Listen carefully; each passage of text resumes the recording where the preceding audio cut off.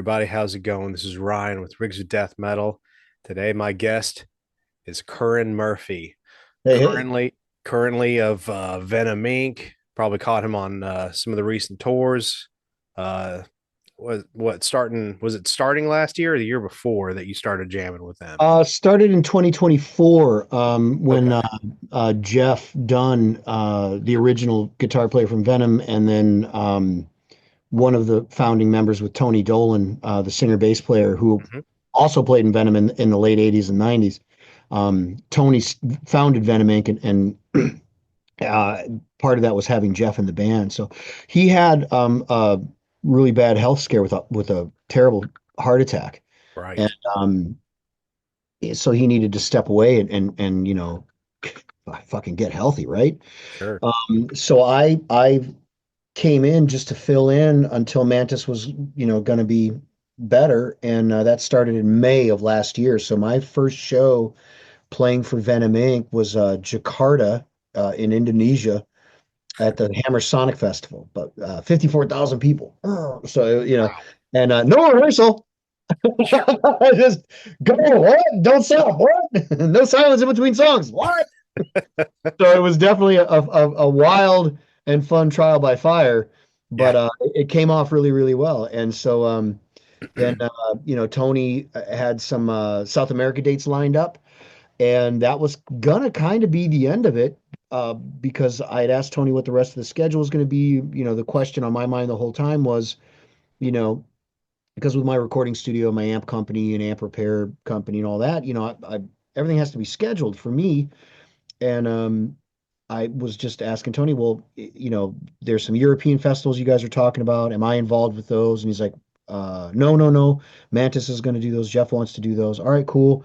And then a couple weeks later, Tony came back after the South America run, and I was like, hey, Curran, are you interested? Can you do these? And my answer, of course, was yes.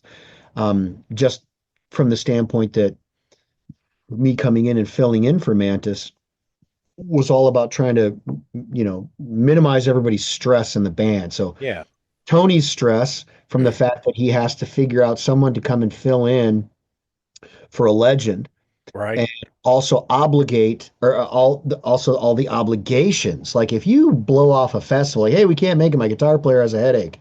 And I'm not saying that like, Mantis, had a hangnail or anything. I'm sure, saying, we can't make it because we don't feel like it. Like you'll never get that festival again. Like, hey, man, fuck you. We're never booking your band again. So there's a lot of obligation when you sign a contract for these festivals and for tours for any part of this business that if you fuck off on it, like, yeah, we're not doing that. You, you'll cut off other options for getting other festivals or getting that festival again or working with that booking agency again for a tour and all that kind of stuff. So, Jeff still said he wasn't ready, is my understanding, and or didn't want to do those European festivals. He changed his mind. And Tony asked me if I could do it. I said, "Oh, absolutely, absolutely." And then we did the in December we did the Biker Grave Fest up in Newcastle, England, a hometown show, and there was talk of is Jeff going to do it? Is he not going to do it? Nobody knows. And then he ended up, not either not being able to or not wanting to. I don't know all the ins and outs. And I know that there's been, some interviews and whatnots out there from Jeff and everything. And I haven't read any of them. So I don't know all the ins and outs hmm of it. But so I did the Biker Grave Fest and it was announced. And then Jeff announced his retirement. Hey, I'm done with Venom Inc. I don't want to tour anymore. I don't want to do that kind of work. I got this new rock and roll project that I want to do, and he released, I think, at least one or maybe two pretty darn cool rock and roll songs with like videos and stuff and put them up. And, yeah, I mean, I follow him on Facebook. I mean, Jesus, it's, Jeff Mantis done. It's, yeah. come on, man. Here's the guy who inspired my heroes, Metallica, Megadeth, Anthrax, and Slayer. You telling me they're not pulling Venom riffs on their first records? What the fuck? But anyway, and I thought the stuff was cool, and it was that stuff was kind of weird that like how it was done and everything, but not the music, but like the way like Jeff made his retirement announcement and kind of blindsided Tony, and then we played the show and had a great time at the show, the Biker Grave Fest, and then what was funny, Tony did an interview about Jeff announcing his retirement, and then at the same time he announced that well Curran's going to be the permanent guitar player in Venom Inc. And Tony and I had already kind of talked about it a little bit, like, well, if Jeff can't come back, would you want to stick around and be the guy? I'm like, well, yeah, sure, of course. This is so Right. fun. It's great. And then that happened and he didn't call me and say, hey, all right, man, hey dude, I want to extend the offer, or anything like that. I started getting emails from friends and messages like, dude, congratulations on getting the Venom Inc. gig. I'm like, what? So then I see the interview and I'm like, Tony, you motherfucker. And he's like, I thought you'd find that kind of funny. Like, I did, but so it was a very funny kind of cute way. I felt a cute way of him, Sure. telling me, I'm going to tell the world first, and you can find out later. Like, all right, cool. That is funny. But anyway, so yeah, that's really how it happened. People were at, dude, oh, you're taking over Mantis, you're filling in for me. It's like, no, no, no, I'm keeping gas in the machine. I'm helping to keep fuel in the machine, so that it doesn't get derailed, so that when Mantis can come back, when Jeff is ready to come back, it's they don't have to rebuild or make apologies or any of that shit because Yeah. situations can be unreasonable even if you're sick. I mean, a famous funny saying is there are no sick days in metal. You don't call in sick to this gig. You get up on stage, you grab a bucket and puke in the side if you have to. Just it's showtime, baby. Yeah. So anyway, but I'm really, honored and excited and thrilled that, Tony asked me to join the band, to ask me to join Venom Inc. and be a part of, what he started 15 years ago and with Ave Satanis and There's Only Black, those two really great records, and playing tons of material off of both those records for the last 2 months on tour. And hell, all last year, all these festival shows in South America. I mean, they're great tunes and it's a great band. And yeah, we got a whole bunch of other stuff coming down the pipe for Venom Inc. and it's exciting. So yeah. Oh yeah. Have you had the opportunity to start writing any of your own Venom Inc. material for like Yes. So that's originally that was like, well, what's going to happen? How's it going to be done? Because Tony, obviously has rights. He wrote with Jeff, and Jeff wrote and Tony wrote. They wrote together. They wrote separately. It's like, well, how's that dynamic going to change, or is it going to change? Is Tony going to want me to write anything? And the cool thing is, I've sent Tony a couple of songs, and when I write stuff, I don't really demo. I kind of write and arrange and record everything. So guitars, bass, arrangements, I'll even get lyric and song titles. It's how I've always worked, and I know that that's not the way other bands work. And then Tony and I talking more, he's like, Jeff would always send me everything done and leave me no wiggle room for like creating bass lines or like, hey, this riff is cool, but if it went 4 times instead of two, it'd be better. I could make that a verse. Well, I didn't think that was a verse. So I've sent some stuff. Tony's been really cool. Like, oh yeah, this is good shit, but I think there's also a lot of material that Tony has that he's going to want to see what I'm going to do with it, Mhm. because he talks about that wiggle room, or it's kind of like a broad sketch. Like, yeah, I've got these riffs, I have this arrangement, but it can all change. Yeah, If somebody comes in and goes, "Oh, dude, it'd be great if we did this," you know, Tony's going to want to try that. He's going to want to hear it. And then playing guitar the way I play, uh, considering it, I am a different guitar player. I'm not going to play how Jeff Dunn plays. sure. It can be all the same, the same chords and the same rhythm parts, but it's still going to be flavored with how I attack the guitar. And same thing when Tony has riffs, and if he shows me riffs, I'm going to play it how I play it. It'll be the right notes and the right thing, but it's probably going to mutate a little bit Yeah, and all that stuff. So it's going to be interesting.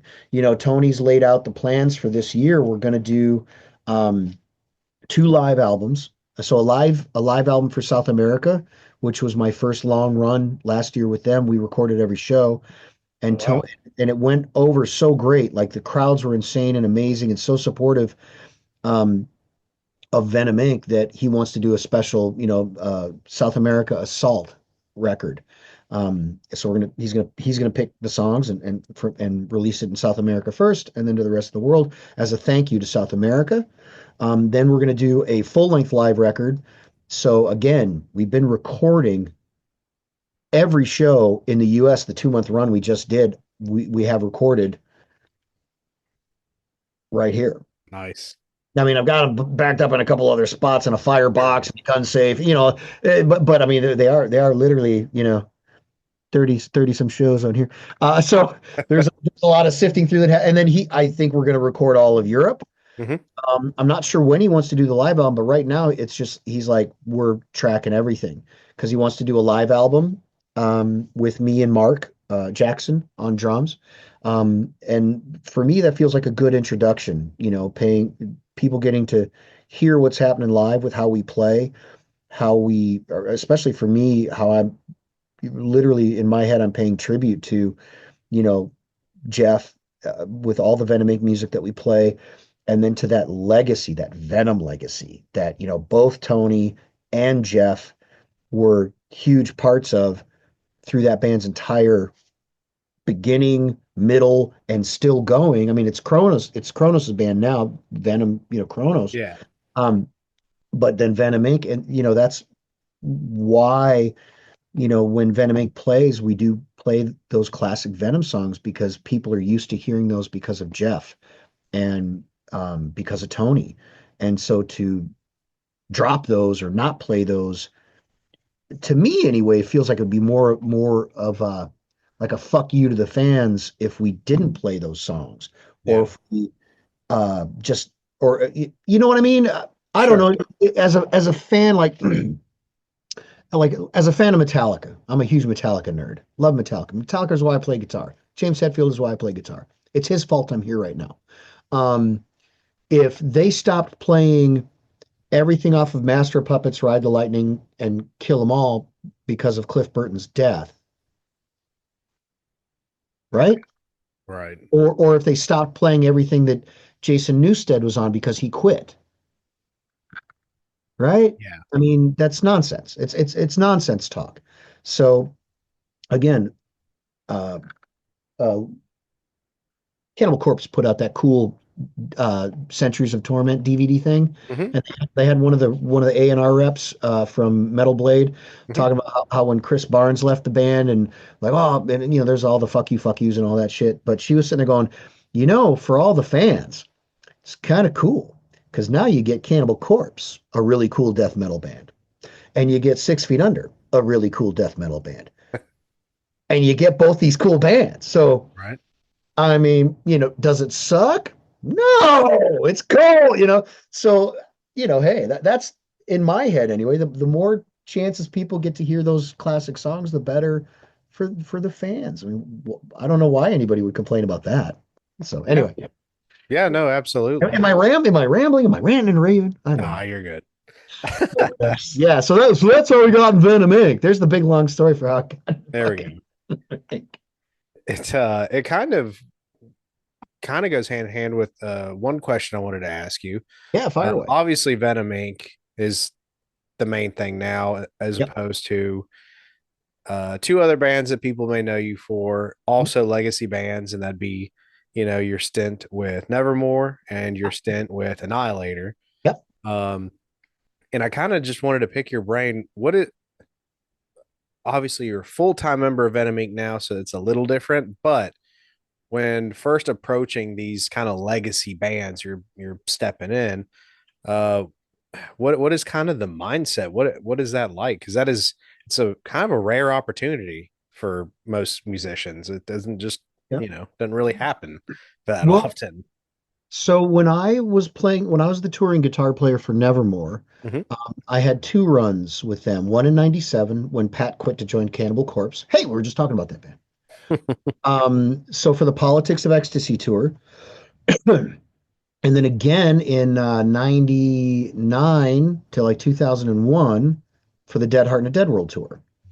Mhm. So they weren't a legacy band at that point. They were, still coming off, like with the Politics of Ecstasy album, they were still coming off of that True. Sanctuary is Nevermore, like when Yeah. they couldn't be Sanctuary anymore, and people were like, "Oh, we want to hear Battle Angels, we want to hear White Rat," and Yeah. and they were very driven to establish Nevermore, and rightfully so. I mean, that band, get the fuck out of here. That band, in my mind, never got its true due. So I'm hoping this time around they do. Yeah. Um, And then, Dead Heart and a Dead World, that was such a pivotal, huge record for Oh them. yeah. The record label Century Media was excited about it and flipped out and put lots of effort and energy into the band. I mean, financially and advertising, all kinds of man, we toured hard for that record. So the mindset coming into that project, and that was really the first, my becoming a professional guitar player was playing for, playing for Nevermore. Hmm. Really, it was about, like with Jeff Loomis, he was so passionate and so intense about his music, and justifiably so again, Yeah. that, we would sit, 6, 7, 8, 9 hours a day going over riffs, his picking patterns. How are you picking that? Like the palm muting, how tight is the palm mute?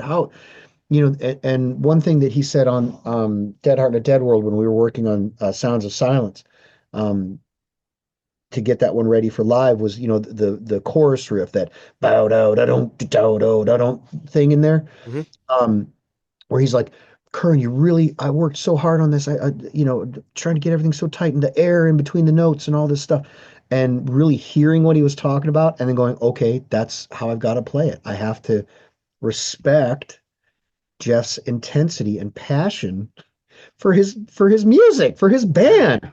I mean, Yeah. yeah, I'm just the touring guitar player, but still, it was so much fun and such a brilliant challenge having to keep up with Jeff fucking Loomis. Yeah. Literally one of the best guitar players on the face of this earth. Um, and you know, doing that and working so hard to be tight with Jeff. And we always did get a lot of compliments about that wall of guitar sound that we had, when I was playing guitar for him. And I'm sure they had those compliments with Steve and Chris and Tim and everybody and Attila, but I was there for the compliments about Jeff and I playing together. So um, that was the mindset, is making Jeff Loomis happy, like making him feel happy that I give a fuck. Yeah. I'm not going to argue with him about where to play this power. Well, I want to play it here. No, in the studio I played it down here. It's like, well, okay, I'll play it down here. Yeah. So, and guitar players, incredibly good guitar players want to do things the way they want to do it. And so, um, my mindset as what I consider to be a good guitar player is to play it how the guy that wrote it wants it played. So there you go.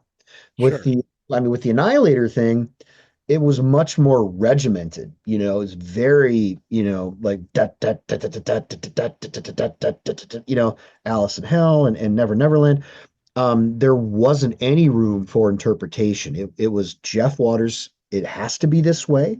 It has to be this tight. It has to be this on time. It has to be this kind of guitar sound. It has to, and even though I was a full member of that band, Hmm.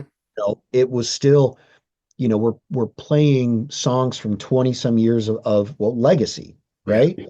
Alice in Hell, Never Neverland, King of the Kill, Criteria for Black Widow, Diablos, and what was that? Diablo, uh, the Red Devil record, Carnival Diablos, Mm. and then Waking the Fury that I played on, the little bit that I did on Metal, and then we did the live album and all that shit. So it was very much, Jeff. If it wasn't right, you heard about it, So it was Yeah. all about making sure Jeff was happy, so that it was a stress-free environment for everybody involved. Gotcha. Um, might be a good might be a good segue to the gear portion. How how integral or how specific did the actual tone and gear and all that have to be? Was it you show up with a Mesa and he says, "Oh no, it has to be a Marshall," and or vice versa kind of thing? Or For who? let's go with Annihilator first, since it Yeah. was so regimented and it was so specific. So Annihilator, when I joined that band, we actually switched the entire live rig to what I had recommended. So I'd recommended the Line 6 Flex Tone 2 heads. Remember those? Yeah, Yeah. So because well, because of Nevermore, I had one. Jeff liked how it sounded, and his rig was kind of beat up and shitty. And so I helped get him one through Line 6. hmm. So we toured with Annihilator. We did a co-headlining tour on the Dead Heart and Dead World. That's how I met the Annihilator guys. And Jeff really liked my guitar sound. He's like, "Well, this sounds amazing." And oh, it does all the stuff and it's instantaneous channel switching and it has all the effects and shit in it. Oh my God, I could just bring this. Because they were doing like a multi-amp thing with pedals and effects, and the sound guy would have to send effects back through the monitors. And it was always Mhm. I could tell it was always a struggle for Yeah. Waters to be happy. But I mean, the sounds that we used were those Line 6, the Flex Tone 2 heads, Wow. which was the classic pod, the Pod Pro, the Pod 2.0, you know? Yeah. And I even remember the settings. It was the Dual X setting with I think the Marshall V30 cab. And you'd turn the bass all the way down, mids and treble all the way up. You'd turn on the TS9, the distortion boost Okay. function. You'd turn on the noise gate function, and you'd have to go in with a computer with the MIDI cables to set the noise gate stop. So instead of having like a gradual, you'd make it a fucking noise gate, Hmm. right? So on the chunks in between, you'd get the tight noise gate. With the decay, you'd have to set the decay for like 0 milliseconds. And then there's one other little boost function, like a mid boost or something, that you could Huh. activate on the amp, and that was the rhythm guitar sound for both Nevermore and Annihilator. That blows my mind. Hey, I've, those things sounded good, man. I'm sorry, they sounded good. I've always been fascinated. Like my first like real amp was like the Spider 3 head. Yeah. Uh-huh. Um, No, and again, now remember, this is for live. So the yeah, studio, I know exactly what Waters was using in the studio for all his shit. A JCM 800, a Boss SD1, the yellow one, into a Marshall 412 cab with like a single SM57 on it, yeah. with the vintage, not the vintage 30s, the GT 1275s, Okay. Celestion GT 75s. Very, very standard affair for an 80s thrash guy. Yeah. Yeah. Yeah. And so just a 57 right on the cone, JCM 800, and that SD1 right in the front. Hell yeah. And I think he was using, oh yeah, the Gibson Flying V, the Gothic Vs with the T500 in the bridge, the Dirty Finger, and a Okay. T490 in the neck, or a 491. I'm not sure, whichever one is the neck pickup. I think it's 490. I Yeah, the 490 in the neck. So that was Jeff's main rig, and he always talked about how that's kind of what he always used. Even like back in the day, he had the Hamers and stuff, hmm. but he always had like a Gibson V or a Gibson Les Paul, Gotcha. kind of Yeah. thing for the real shit. So Huh. That is so killer. yeah, but I mean, for Loomis, for Jeff, I mean, this one's been discussed to death and is the internet. I mean, a dual rectifier rack mount head Right. with a Boss, or with an Ibanez tube screamer in the front. And for Dead Heart and a Dead World.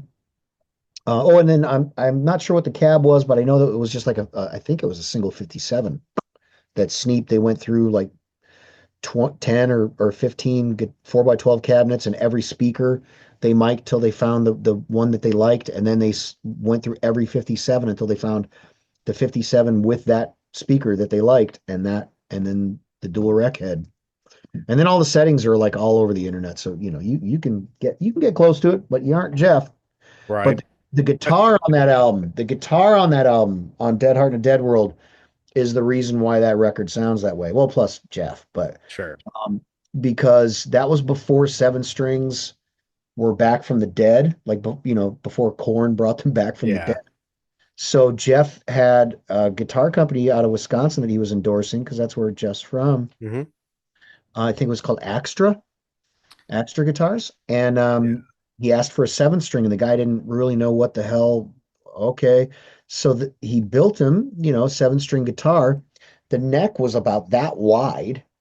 It was insane, and it was a six string guitar bridge, and then a loose saddle with an like a screw in eyelet that the bass string would go up and through and over the saddle and then to a bass tuning key. Oh, You get that, kids? And the pickups were EMG bass guitar pickups. wow. They weren't making 707 81s then. They were they were fucking bass guitar pickups. That is I'm not bullshitting you. I'm that is not. the most man guitar I've ever heard. What And are the and There's like an 80 gauge or something for that low yeah, bass string. I think I'm sure it was an 80 gauge. It was like a bass guitar string. Yeah.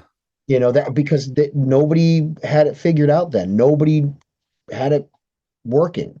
So Jeff wanted a seven string and he couldn't afford one. And I mean, where do you find them? You don't, Yeah. and so his guitar company that he was working with, that's the best they could do. Wow. And it's just a magic moment in metal time, baby. Oh my God. I remember when he showed me that guitar, I'm like, what in the fuck? Because I mean, I've been building guitars since I'm 19 years old. So I'm looking at this going, come on. Come on. They could have done something a little bit better than this, right? It's like, no, it totally worked, man. I'm like, I believe you. I hear the record, but Jesus. And then, we were down in LA, at the beginning of before the Dead Heart and Dead World tour kicked off, and our A&R guy, Steve Joe, I'm sure he's still in the industry. I haven't spoken to him in 20 some fucking years, but he was such a sweet guy. He drove down to ESP Guitars and said, I've got this band that needs fucking seven string guitars. You have to endorse them. They're shooting a video today. They don't have any fucking guitars. Oh my God. Because I had brought my Ibanez Universe, my multicolor Passion of Warfare Steve Vai, Yeah. and Worrell was going to kill me. He's like, that guitar is not going to be in the video. Get the fuck out of here. Because it wasn't black. But and then, Steve Joe showed up with four guitars and I think two basses for Jim. Wow. And it was great. So we each got an M7 neck through with the cheap Floyd on it and it cut for the EMG 707s. And then we each got a Horizon, Hmm. an H series, bolt necks. So a purple one and a green one. And I think I wanted the purple one because I like purple. So Jeff had the green one. And then somehow we swapped at some point. I think the green one might have had a bad fret on it, like Hmm. a dead spot. And since I wasn't really playing leads, I played the green one. And I don't know what happened to those two guitars. I wouldn't be surprised if Jeff still has them. But I still have that M7, Awesome. M707. Yeah. 'Cause Oh, I do remember memory. those. I do remember those from like those the music videos that from around that time. Believe Uh in nothing. Yeah. I Yeah. I don't know why. I always assumed like I remember hearing that he had a custom made guitar for Dead Heart, Yeah. and I guess I assumed it was one of those ESPs. Nope. That's fucking hilarious. I can't. So, the funny thing is, and I'm guilty of this too. So many people have these illusions of, when records are getting made, like just truckfuls of equipment and gear shows Yeah. up. Oh, I have this guitar and these amps, and man, sometimes it's a lot of spit, bubble gum, and duct tape to make a record, baby. And Yeah. sometimes those are the best records. Tony actually says it the best. He's like, when you walk into the club and the club's kind of a shithole, or the PA doesn't quite work, or the stage is falling over, those are the best shows. For whatever reason, you rise to that challenge of, man, oh, this fucking place sucks. It's gonna be, and you get mad or something subliminal, you get fucking crazy, and then you throw a killer show, 500 people show up, and it gets wild and it's awesome. You walk into a House of Blues and it's like, why did that show not go as good as it should have? Great PA, great crew, front of house Yeah, and monitor guy. Why why did it feel like the show was bullshit? Too easy? I don't know. for sure. No, it's like those small shows. I don't know. They always seem like one of my favorite venues is it's a place up in Columbus, Ohio, Ace of Cups. I'm sure you've been there. I'm sure you No, I haven't. I've played the King of Clubs in Columbus. Nah, Ace of Cups He's is okay. a much smaller place. All right. the Yeah, the the King of Clubs was a great venue. We had a yeah, killer show there. Oh my yeah. God. Yeah, I like that place too. Um Ace of Cups, I last time I was there, I saw Midnight play and the stage was maybe a foot off the ground. And they were like right here. Yeah. And my wife was, of course, standing in front of me, took photos, and Vanek was like leaning his guitar over top of us, playing like right in our, it was great. Like, and Midnight is the perfect kind of band. Venom Inc. would be great too, actually, to come to think of it. To me, like that and Motorhead is just like party music for me. I love it. Power trio, just strip it down to its essence and get loud. Fuck off. Absolutely. There But you yeah, go. yeah, I love those kind of shows. Yeah. And again, those for me, I mean, for Venom Inc. here in the U.S., those those small weird little clubs like No Class up in Cleveland um, was an incredible show. It's a teeny tiny little club. I think it fits maybe 150, 175, and it's packed. And it's a fucking house, and it's great. Or like Dingbats in Jersey, it packs out, and it's like this is great. It's absolute insanity. Everyone's having a great time. We played, you know, just those weird little clubs. There's an energy there, man. I think it's like all the sweat and the blood and Yeah. piss that's on the floor and the walls. Something. Um, let's going back to gear a little bit, but Sure. moving forward. Oh, As far as Venom Inc. coming into it before you knew you were a permanent fixture, I've watched a bunch of your YouTube videos, which if yeah. anybody hasn't seen Curran's YouTube channel, it's awesome. Oh, thank you. It's a lot, lots of amp repairs, which I think is so fascinating, probably because I don't know how. Um, I love watching that kind of shit.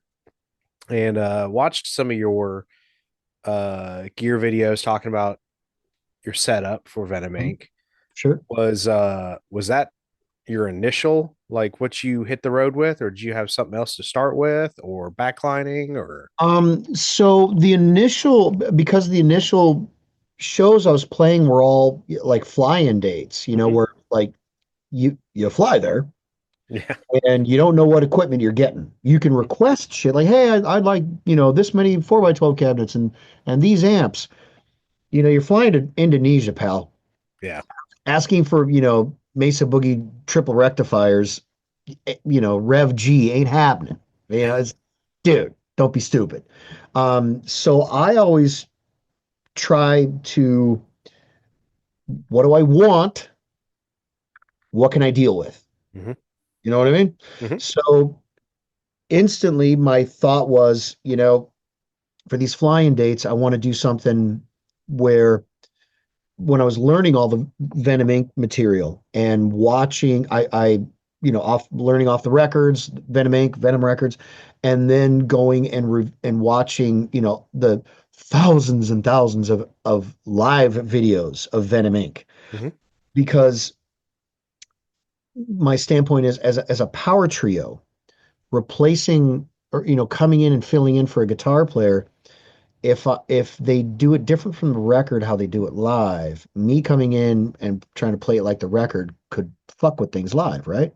So I started reviewing live footage and oh shit, well, Jeff is doing this different. Oh shit, Jeff added a solo on this classic song that wasn't originally there. It was like a bunch of dive bombs and delays. He's written a solo. Christ, I better fucking learn that. But the one thing I did notice was that with Venom Inc., Jeff's amps were over here. He'd Mhm. have four Marshall 412 cabinets and two Marshall heads, and he's running a distortion pedal and a chorus pedal to get the stereo split. And then Tony is running two Ampeg 810s and either orange heads or Ampeg heads, or he's running dark glass now. But I was sitting there going, well, gee, anybody standing on Tony's side, if they're kind of up close to the stage, they're not going to hear the guitar. Right. Just going to hear Tony. They're not going to hear the guitar through the PA. People further back, it's all fine. Yeah. But I was like, man, that's kind of that makes me literally like I'm doing it right now, even talking about it, like I'm going lopsided. Like I can't do that. So I asked Tony, I'm like, hey, I have this idea of a thing I'd like to do. Is it okay? Can we set up a second amp on your side of the stage so that the fans can hear the guitar over there as well? And he's like, oh, that's fucking brilliant. Because then I don't need to put your guitar through my monitor. I'll just have it right behind me. Oh shit, now we're making life easy, Yeah. right? Sure. Less work for the monitor guy. We're doing a flying date, festival date. Hey, more guitar on the monitor. Oh, it's louder than the vocal. Nope. Now Tony has his bass cabinet behind him, my guitar sound right behind him, and he can just put his vocals in the monitors. I didn't even think about that, but he's like, that'll make life so much easier for me, Curran. Thank you. Oh, cool. Hmm. Um, so I'd suggested this, stereo rig. Well, how do I do a stereo rig? And a fly-in date. So I need two power amps because fuck you, I ain't going DI. Right. Um, I like to move air. I like 4 by 12 cabinets. I know they're heavy. I know they're outdated. I know they're stupid. I don't care. Fuck you. I want cabinets. I want to move air. I don't want to do in-ear monitors. I'm terrified of getting my ears blown out by somebody accidentally spiking me with an in-ear. Fuck you. Move an air. So I have a list of guitar heads that I know will work. Mhm. They have to have an effects loop. So like PV 5150s or 6505s are always top of my list because the effects loops are built right. Second on the list are like newer Marshalls, so like DSL, JCM 2000 DSL or TSLs, even the newer DSLs made in Vietnam. The Mhm. effects loops are pretty good. JCM 900s are my very last. God damn it! Please don't make me use it. Amp, but I can make it work.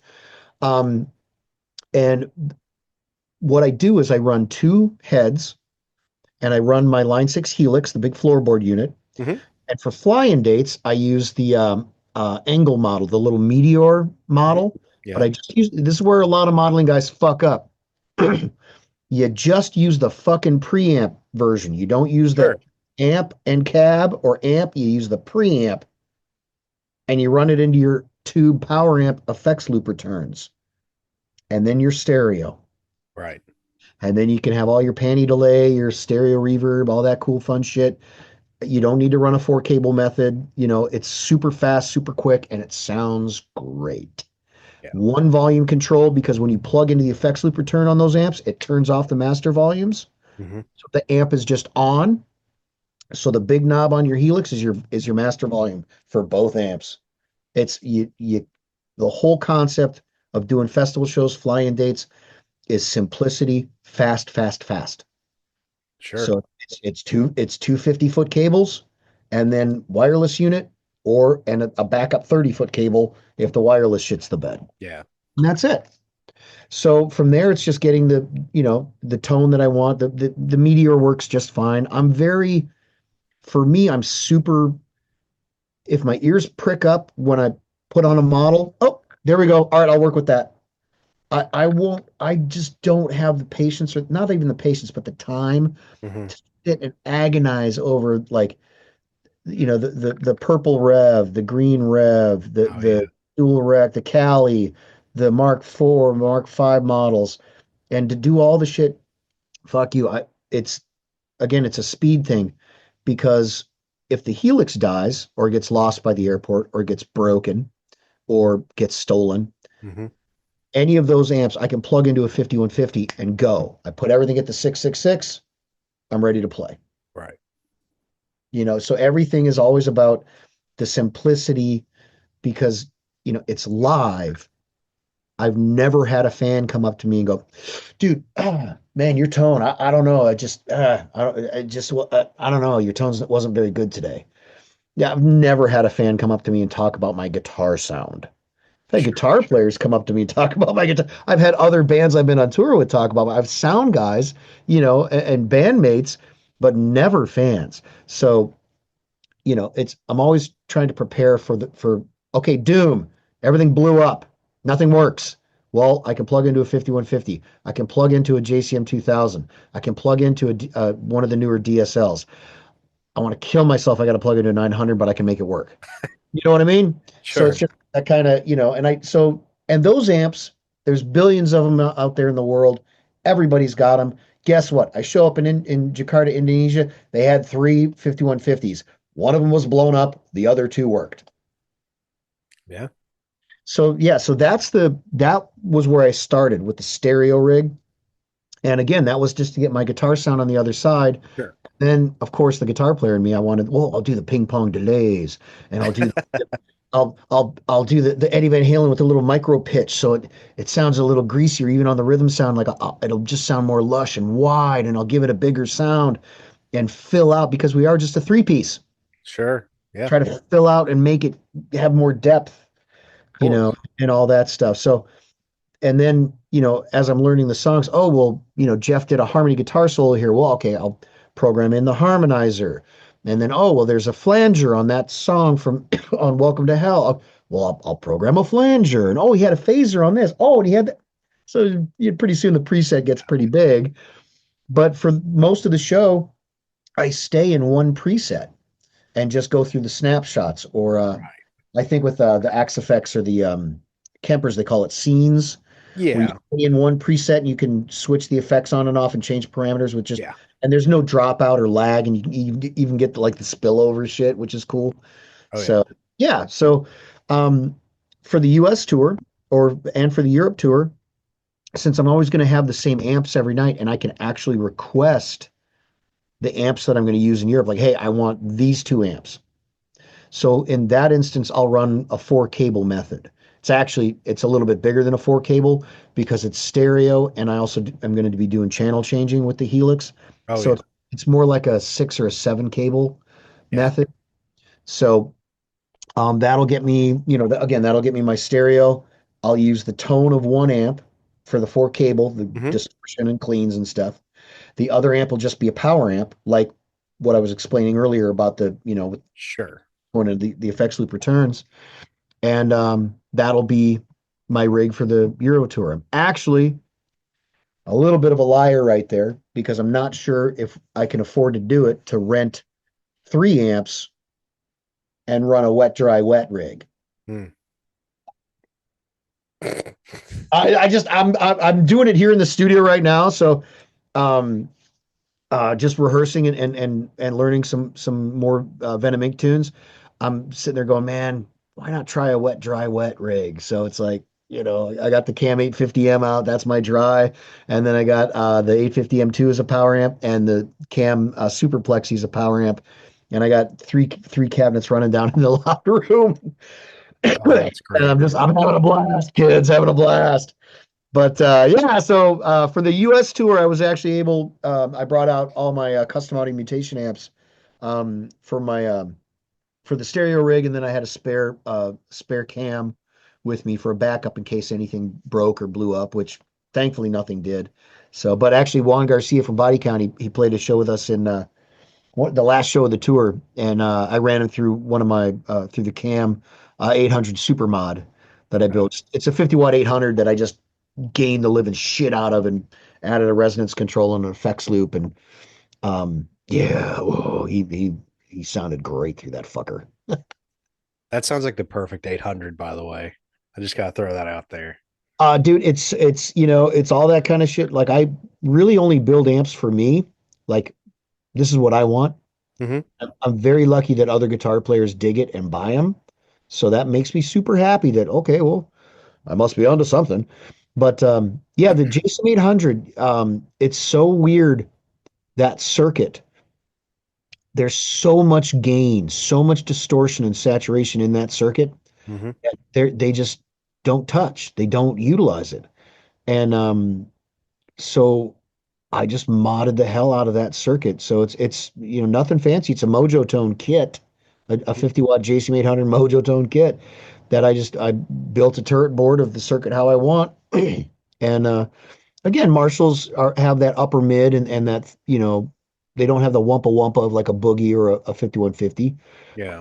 but you put a resonance control in there, suddenly, ooh, wow, hey. And then, of course, you want a delay pedal. Well, Jesus, why isn't there a goddamn effects loop in this fucking thing? Right. All right, fine. I'll just get the Metro Zero lossless and drop it in. And suddenly you've got a really bitch and usable high gain, fuck you, thoroughbred single channel tube amp that, again, Juan plugged into it, flipped out. Every guitar player that has it, they're like, what? No pedal? No boost? No, what the hell, dude? I'm like, well, I voice it for how it needs to sound for me, for Sure. tuning down to on a seven string or on an eight string or Yeah. C sharp with Venom Inc. Jesus, we're down to classic Black Sabbath tuning in that band. It's great. Which it's funny. I recently had to do a pickup demo video, Yeah, and just because I've been listening to you know, been listening to Venom Inc. so much here lately. I gave the C sharp. I was like, you know what? I haven't played in C sharp standard in a while. Set up my Ibanez here for C sharp standard. Yeah, C sharp right. standard. Yeah, I got Great. my number one out here in the background there. I see My it. yeah, my the EX350 that I well, one of the two that I have that I use for Venom Inc. Yeah. But yeah, C sharp, man, dude, that's the Sabbath tuning. It's nice. It's Oh yeah, cool. it's Dig it. awesome. Kind of curious. Have you thought about entertaining the idea of the wet dry wet rig? Because I went down a rabbit hole, looking into that like a few months ago, like just watching all these Eddie Van Halen rig recreation videos, like with Andy Wood. Um, just awesome stuff. But Yeah. yeah, so if you're kind of using, especially if you're going to be using the Helix floorboard as kind of like the mothership, Yep. and really you're just needing power amps, tube power amps to drive cabs. Have you ever thought about either utilizing or even just building your own, like a standalone tube power amp? No, I haven't. There's no cost benefit to doing that. It's just really fucking expensive. And then all it is a power amp. So Hmm. I would rather have an amp that in case shit I can plug into and I've got an amp. Yeah. With the power if a power amp shits the bed, well, what the fuck, man? You're out. You're done. Hmm. So again, with the wet rig that I'm playing with right now, it requires three guitar amps and at least two guitar cabs. So one Right. dry and a stereo cab left and right in the same cab, Or actually you could be a prick and run if you did both cabs stereo and you put both cabs side to side, low, right?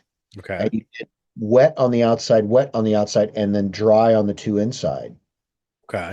So each cab would have a dry and a wet. So Huh. wet left, dry, wet right. Huh. And you could get away with two 4x12s on that. You'd still need the three amps, Yeah. but the cabinets are so heavy and the cabinets are so big.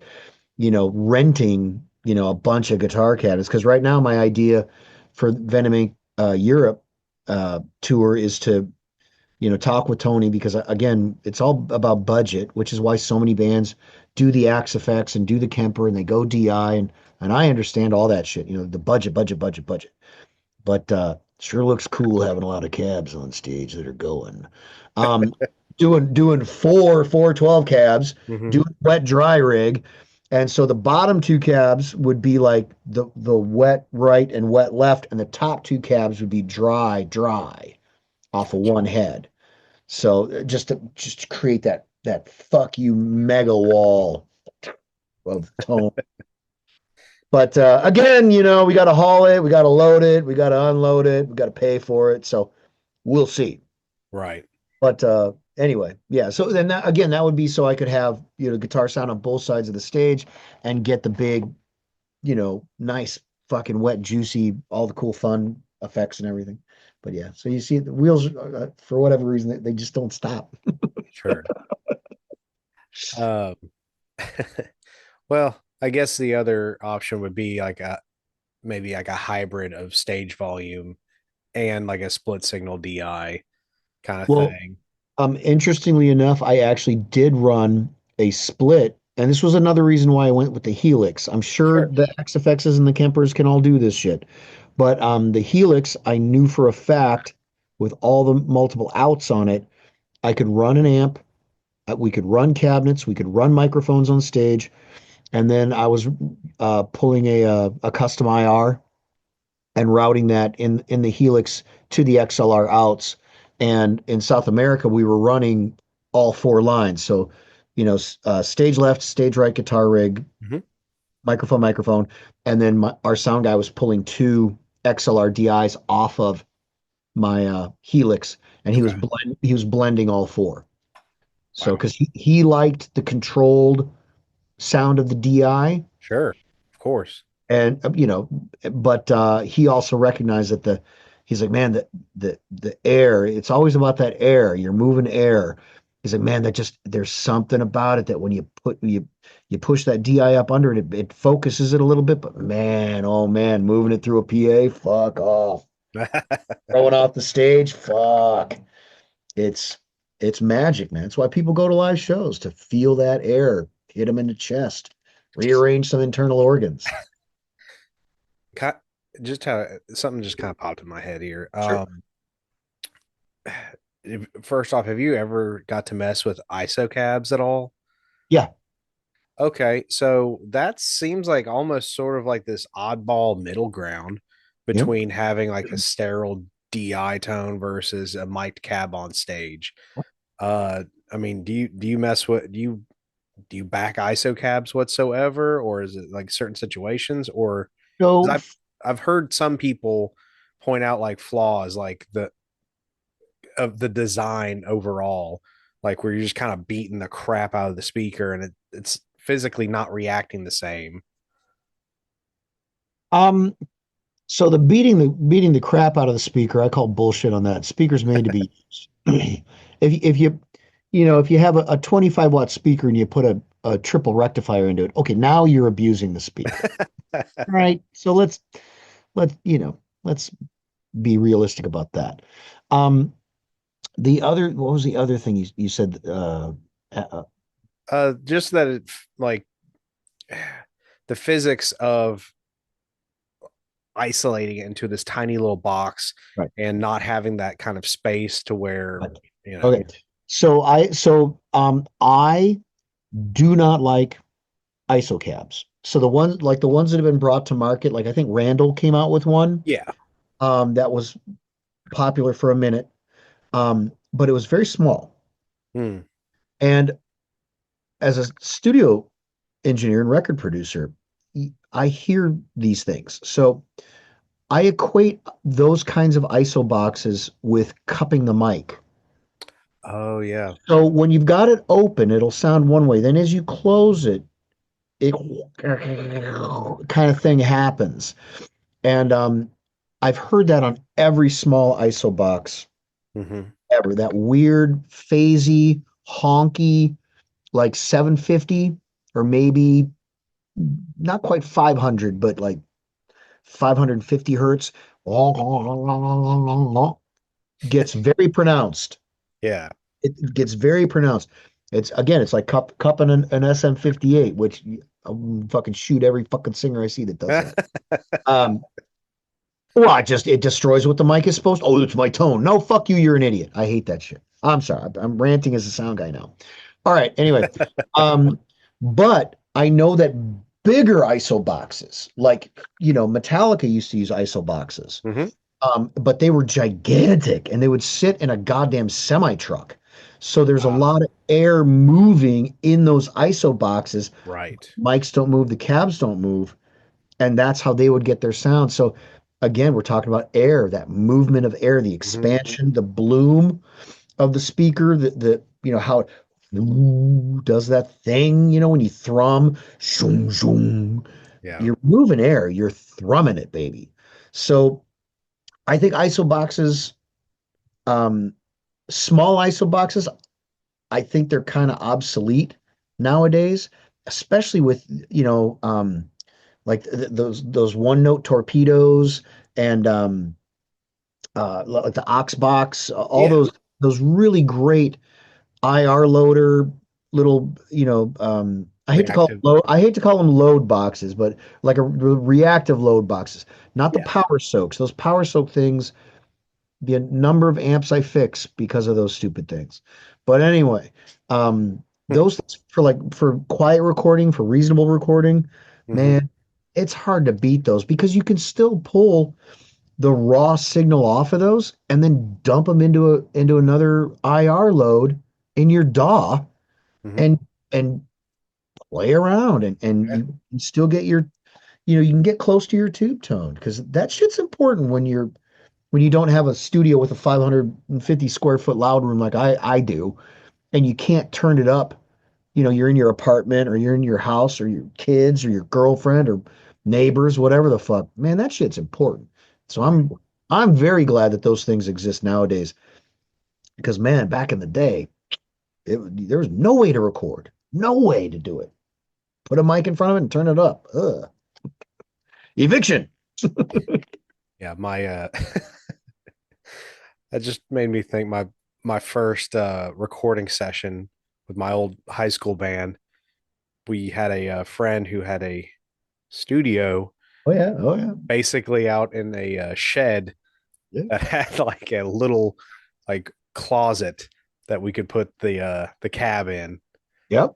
Yeah, it was and it was I can't remember. It was one of those kind of mixing boards that could print CDs. Oh yeah, like a Tascam. Oh Yeah. God, a 2488 or 2480 or something, where it had Yeah. the CD burner in it, Hmm. and you could plug 8 mics into it, and maybe did it have like 16 faders on it, maybe Something like that. or maybe it had 12 faders because it was a 24. You'd flip the page and go to the other 12. Yeah, dude, man, back the Roland VS 880s and 840s. Remember those? Wow, man. My first attempt at having a recording studio, I had two Roland VS 880s Hmm. and I had an Akai DSP 12 or DPS 12. And I would MIDI sync all of them. Yeah. So I'd hit play and record on one and all three of them would start. And that's how I could get enough XLR microphone preamp inputs to record a fucking drum kit. Wow. Back in the day, man. The day. Oh God. Flashbacks. Flashbacks. That's fucking great. I love hearing people talk about like how they got by with early days with recording. Like, Hell, man, it anything to be able to record and yeah, you wanted to go to a studio, but it's thousands and thousands of dollars, and it never sounded good because you yeah, couldn't spend the time to get sounds, to mix, to EQ. The engineers, the people at the studios did not give a fuck.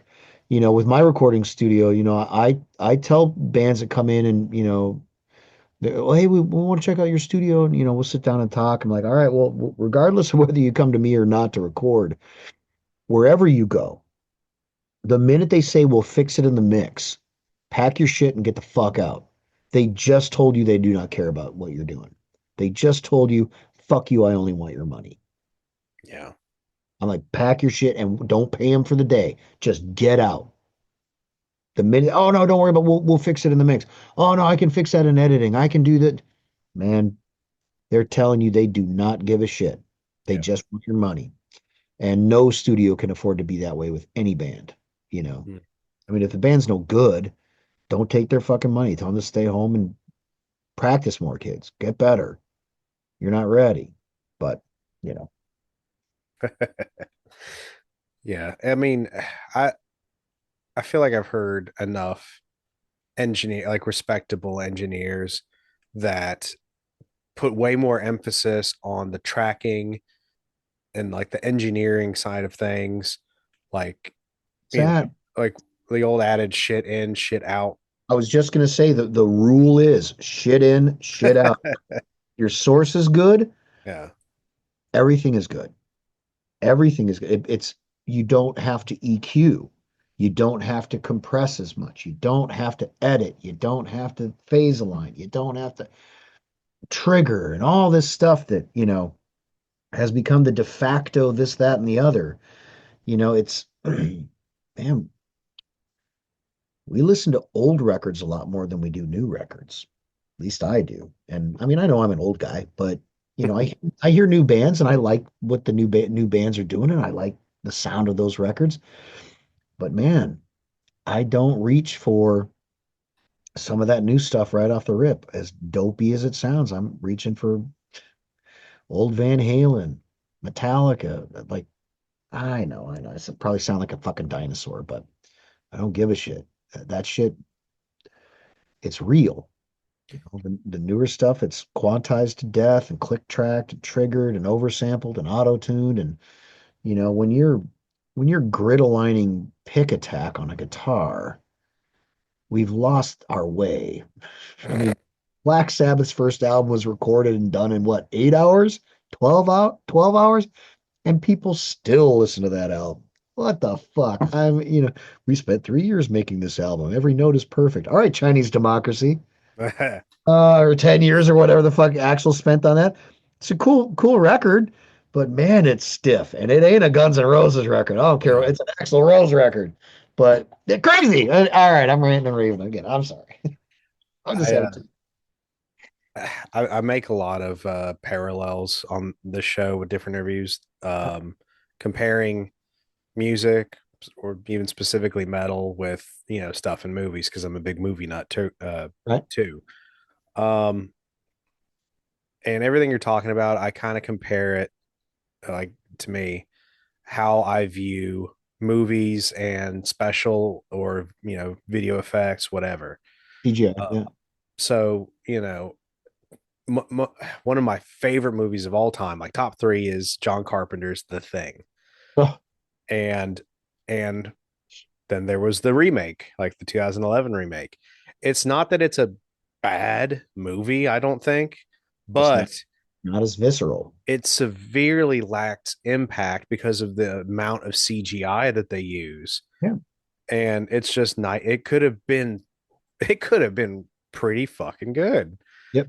But there's like this anytime I see like heavy CGI, like very apparent CGI, like Star Wars Rogue One was probably the best new one that they've done. And the Yep. only things that take me out of it is a CGI Peter Cushing. Oh, yeah.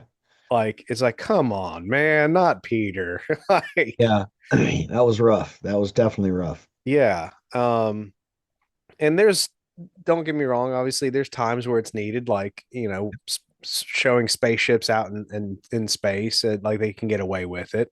Yeah. That's a But fantastical element.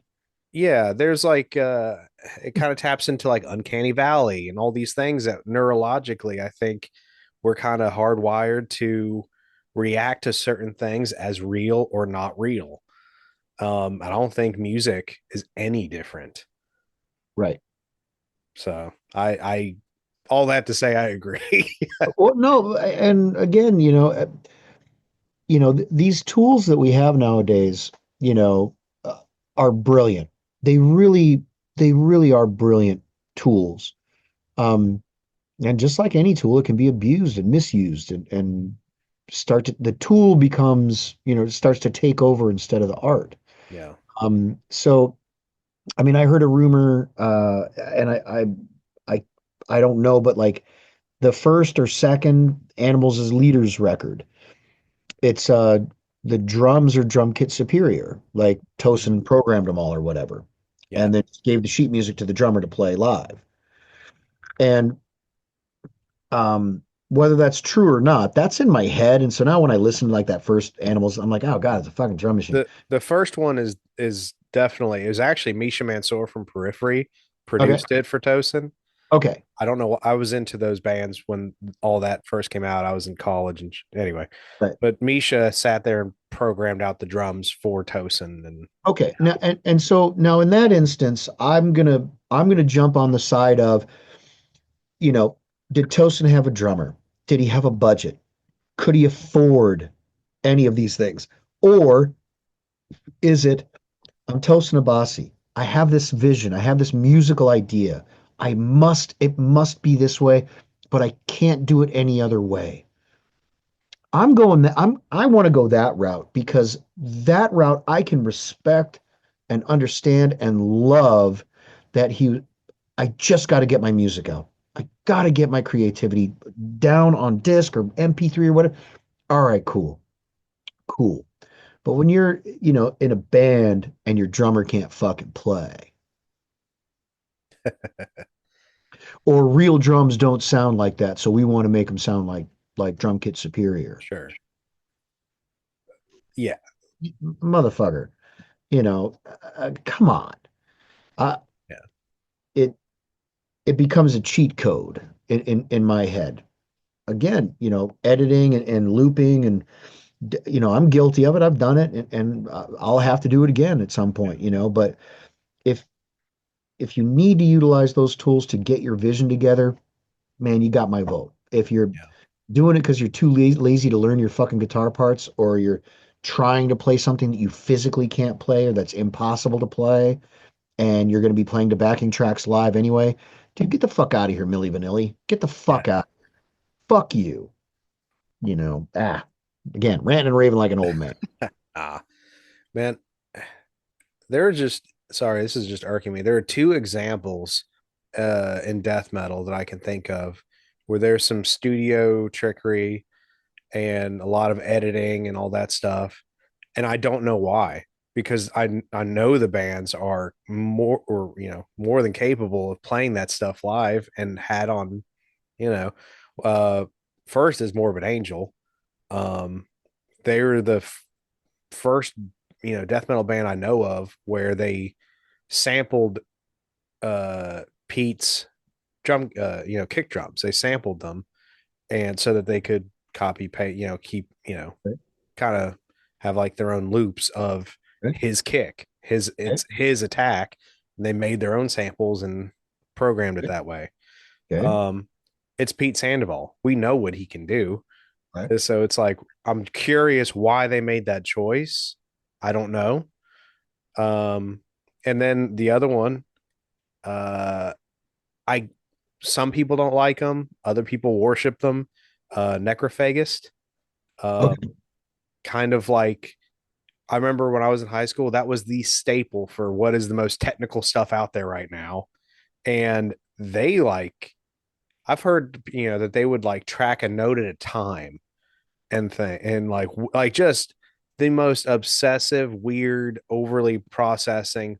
But then, watch any live videos, it's like you can't hardly tell the difference. I mean, right. maybe a little bit. Yeah. And again, sometimes, the artist, dictates the process, Yeah. So if like the Morbid Angel thing, maybe it was, yeah, Pete, we know you can play it, but we want every hit to cut. We want everything to be right there. I can understand that. I can. Yeah. Doing it because your guy can't do it. Well, Sure. motherfucker, and then like is it necrophagist or necrophagist? I don't know how to pronounce it, but I'm not sure. that microscopic insane attention to detail that could just be somebody. This is how I make records. This is how I want to make records. This Yeah. is the only way that I know it'll be perfect how I want it. my presentation, my art, you know, awesome. Yeah, more power to him. I get it. You want to spend, fucking 3 weeks on punching notes on a song? Go ahead. I can I feel like nobody's gonna really notice. But the guy doing it, the artist, the musician, they're gonna notice it. I've Yeah. had guitar players in my studio. Man, I had one guy call me in a meltdown panic attack after a day of tracking where he calls me on the phone and almost in tears. Dude, we have to delete everything from yesterday. I'm like, what are you talking about? I just realized I wasn't rotating my pick between every take, so the pick wear was uneven. So now I know that that some of the takes are going to sound duller than the other ones. And I was like, what, what? Huh? He was talking about not flipping the pick in between takes. So the edge, Yeah. forgetting to do it between every take. I'm like, dude, no, hold on. You've been up all night sweating about this. I hear you're almost ready to cry on the phone with me. Wh- wh- No, this isn't important. We'll listen to the tracks. We'll pull up just the guitar tracks and we'll listen to all the takes. If you can tell me the sections of the song where you can tell that you didn't flip the pick around, we'll redo all the guitars and I won't charge you. And he's like, well, but like, what does Steve Vai and John Petrucci and Joe Satriani do? I'm like, they don't worry about it. And I could almost hear him swallow his own tongue. It's like, dude, they don't worry about that shit. They fucking play the thing. If the pick doesn't feel right, they grab another pick. Yeah. They play, man. They play. And this guy was a really good guitar player. He was like a psychotically great guitar player. But luckily, we didn't have to go back and redo all those guitars because it was a lot of fucking guitars. Oh, so you mean he couldn't identify which No, we didn't even bother. We didn't even bother. When I told him that, like Steve Vai, Joe Satriani, and John Petrucci don't worry about flipping the pick around. yeah. Because they don't fucking care. That's not at the Hmm. top of the list of shit to worry about, Yeah. you know. There's sometimes there's something to be said about people that are that meticulous about their There is. craft There and is. There is. It's important sometimes. to be focused and passionate, but man, you can really get yourself in on the weeds on that shit. You really Hmm. can. You can really do yourself as a human being a disservice, Sure. obsessing and compulsing about those things. There are other things when you're making a record to worry about. Am I in tune? Is the guitar intonated? Does the action feel right? Are the strings dead? Have the strings died? How often do we need to restring? How often, this guitar sounds different from that guitar. So I can't use this guitar on the same take for the rhythm track. Yeah. No, can't. So if the guitar breaks, well, we got to fix it or we got to start over.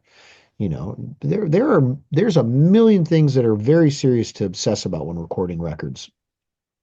And then there are a million things to never obsess about. Right. So, Well, kind of off to jump off of that point, let's talk about you getting into guitar playing, building your chops. yeah. What was kind of your musical journey like as far as when you first decided you want to get into playing guitar and you take private lessons, self-taught, music school? What was the journey? So I started playing guitar when I found out that you didn't need any musical talent to play guitar. When I just was shown tablature. Nice. And so my cousin had a Fender Strat of some type, like a Squire Strat or something. And we were on summer vacation, visiting my cousins, the Belmonts, Mike, Dave, and Kevin Belmont, my cousins. And he showed me his Strat, and then he showed me this because I was just getting into Metallica. So And Justice for All was my first Metallica record. And the one single had come out, the video was really cool and all that shit. I Hmm. was like, I loved it. And then found out that you could buy the tablature. You didn't need sheet music because I couldn't read sheet music. I kind of can now, but not very well. Practically illiterate. But with tablature, it's well, there's the six strings, and then there's the fret where you put your finger, and then you go through, and holy shit, I can play.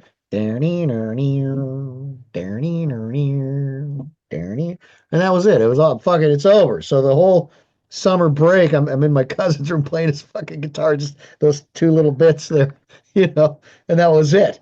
Uh, got home, my buddy, my kid buddy neighbor friend of mine had a guitar that he didn't play, sold it to me for $40, the coily cord, plugged it into my dad's stereo, the microphone input, you put a cassette in, hit pause, record and play, and the microphone runs, and that was my amp. Turn it up, dad's not home, put it on 10, and a little crunchy distortion, and just for a year try to play, the first two bars of One by Metallica.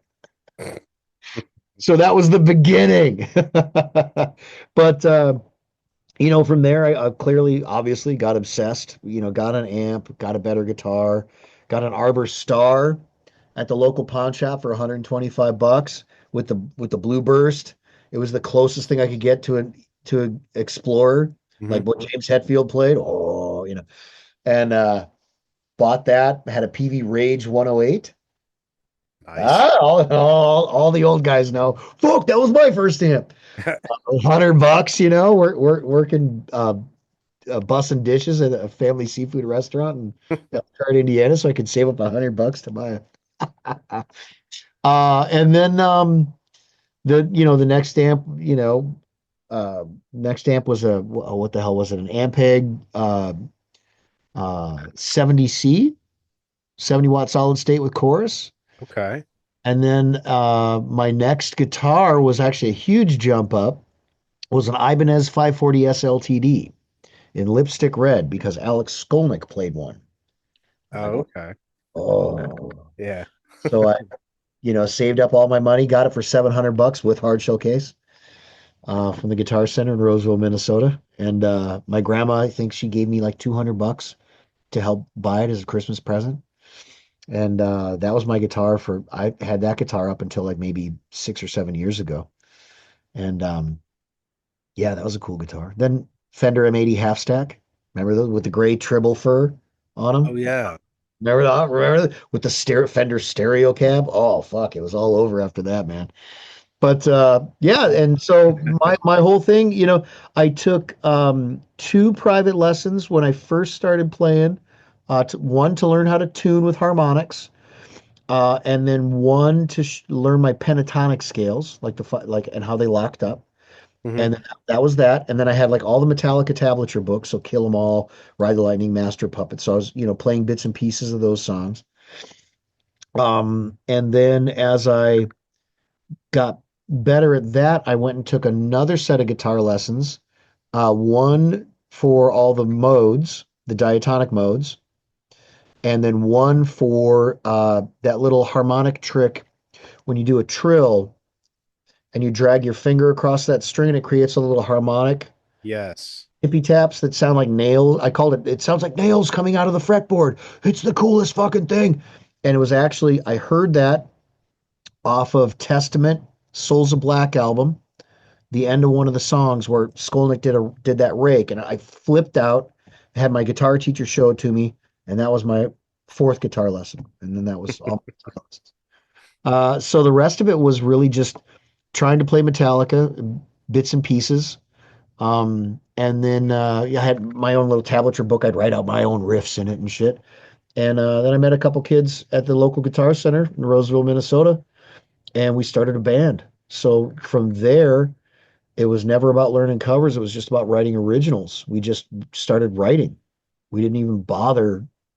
Like we didn't, most bands get together like, oh, well, what song do you know? What song do you know? And none of us fucking knew anything. So we just, well, let's write something. And so, I've that's always just I've always been in original bands. I've never really been in a cover band. I played in a Metallica tribute band for a few months, several years ago, but that's about it. Yeah. So, and then in high school I studied jazz uh, for 2 years because once again because of Alex Skolnick because he studied jazz. I'm like, well, what the hell's this jazz thing? And it was an excuse I could bring my guitar to school. Right. So I learned a whole bunch of jazz stuff, jazz standards, and like seven chords, and like, oh, these weird, you can stack things weird and get cool sounds. And, that's I think that's definitely become a part of like how I write and how I phrase stuff is very maybe not smart jazz, but atonal or something. I don't know Sure. if it's a little bit off, it catches my attention. Cool, go do it. Yeah.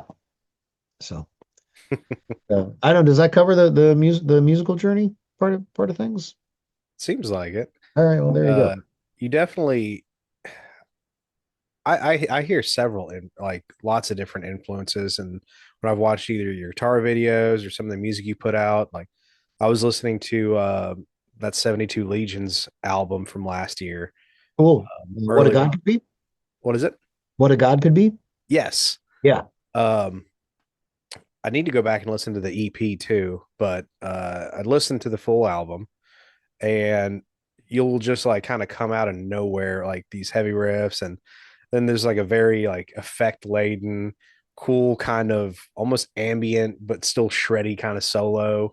I'm trying to Mhm. remember what song it was on, but uh it just popped out at me. Like it's like that's pretty fucking cool. That's a Cool. hundred. Thanks. It's Yeah, well, so the thing is like with death metal, it's such frantic, visceral and violent music, and newer death metal especially is exceedingly dissonant, like Mhm. purposefully beautifully dissonant. Mhm. Oh, you know, clashing chords diminished and augmented and minor second harmonies, crazy shit like that. So traditional hoodly doodly solos really don't work in those kinds of things. Like, a bunch of sweep arpeggios and harmonic, melodic, minor, this, that, and it. Fuck you. Shit sounds awkward on top of that, you know. You know. Yeah. So I just automatically trying to write solos for a lot of that stuff gravitate towards what I would call more atonal, jazz inspired rolling around different key signatures, Yeah. so whole tone scales, diminished scales, things like that. And then even, taking things in a melodic direction. Like I've had some people tell me that my solos kind of sound like saxophone solos. Like I do Hmm. these things where it's like, oh God, I could hear a sax player. Really? Oh gee, I didn't even think about that. Yeah, I guess it is kind of sexy. But and then rolling it around with a chromatic, almost falling down the stairs and landing on a common tone that reinforces what the rhythm guitars are doing, Hmm. you know. And then even the harmony solo stuff, the octave harmonies and things like that.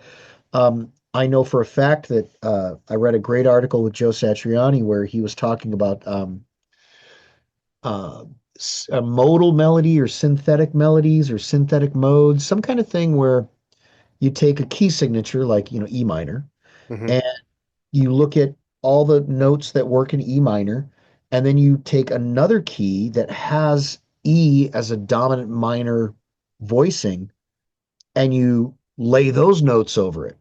And now you've added a whole nother color palette to E minor, where you Hmm. can slide in and out of these almost chromatic yet melodic phrases and note choices. Where, yeah, D sharp is not an E minor, but it Right. is in E major. Well, how can you fit E major? Well, you can't, but you Yeah. can. Oh, which throws it to one of the greatest sayings in the world. Eddie Van Halen. We got 12 notes. Pick one. Hmm. Okay. Yes, sir, King Eddie.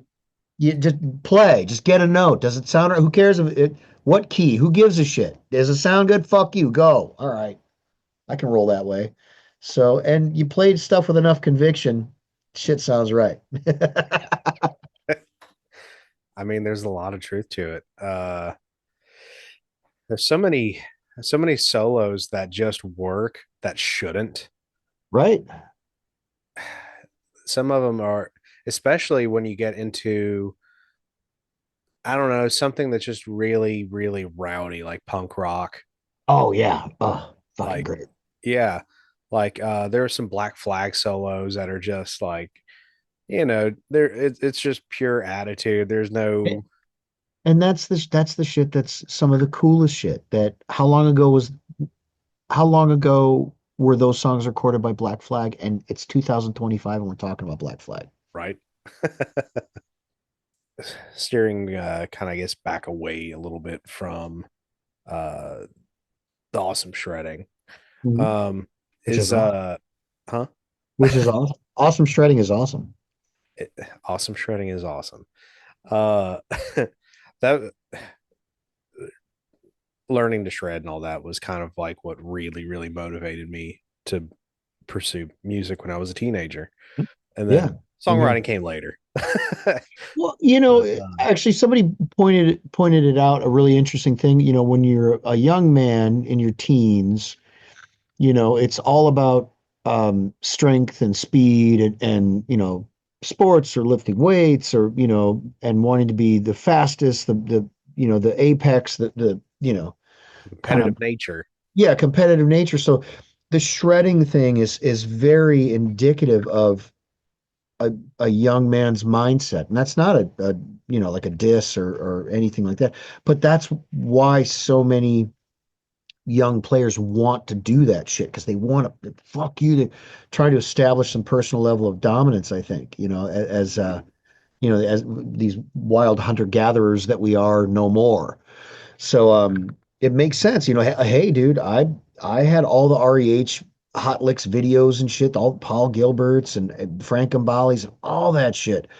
And I still love that stuff. And Yngwie Malmsteen and Eddie Van Halen, and Steve Oh Vai, yeah. Session, all these guys, Kirk Hammett and Alex Skolnick and Marty Friedman, all those guys were so madly influential on like, man, I want to play as clean and as good as I can and all the, shred and be able to do all the sweep arpeggios and alternate pick every note and hammer-ons are for pussies, all that, shit, and it's important and yeah, songwriting does eventually come. It Yeah. does eventually come.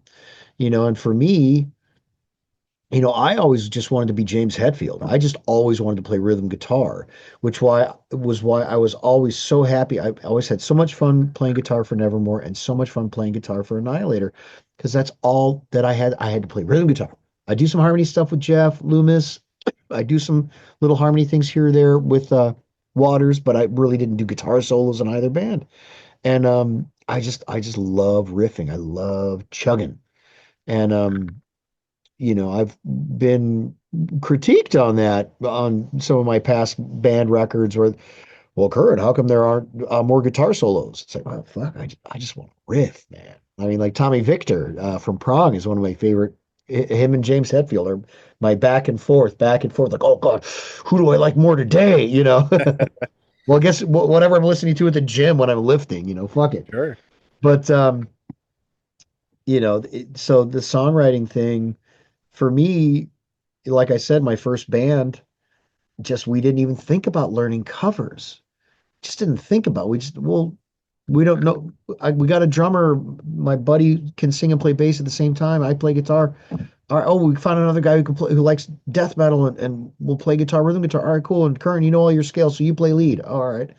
And well, what songs do you know? I don't know. What songs do you know? I don't know. Well, let's just write something. All right, here's a riff. And Yeah.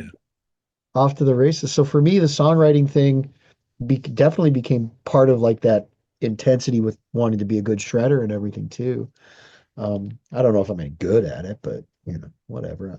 I'm happy with what I do. You're certainly no slouch. Thanks, man. I But appreciate it. absolutely. I was not fishing. I was not trying to hook you in on a comment. It's all good. Is there anything gear wise, whether it's in the studio or while you're on tour, is there anything that is sort of like a problem solver? Like anything that you would like that would just like, oh, this would just make life easier if I had this, or maybe just a new replacement for something else? Hmm. Huh. Really, no. All my gear, what I use has really been, boiled down to it works. It doesn't break down. You got to really try to fuck it up to make it not work. And if part of my rig dies or stops working, I can still do the show because the other part of my rig I've planned for, well, the helix broke. Yeah. So I can just plug into my amp and go. Sure. Still do the show. No worries. Amp broke. Well, I just plug into the helix and go DI and show will go on. Well, Yeah. whatever. Um, one guitar breaks, fuck it. That's why I bring two. When I was first filling in for Jeff with Venom Inc., Tony was like, "Hey, Curran, you're bringing two guitars. The freight charges, it's Jeff, we just bring one guitar each for the festival dates." And I told Tony, like, look, I'll pay the freight for the other guitar. This is before I got the Yankee. Mm. I was bringing two guitar cases. So it was, 100, it was $60 each way for each guitar flying, to Europe or South America or what. So, it turns into a bunch of money that Tony's like, dude, I don't, why, we don't need to pay this. And I said, no, we need to pay this. I'll pay it if it's that big of a problem. And it wasn't a problem. Tony's like, all right, I get it. When I explained, it's like, look, I play on Floyd Rose guitars. If I break a string, show's fucking over. Yeah. If I have one guitar, I break a string, fuck you.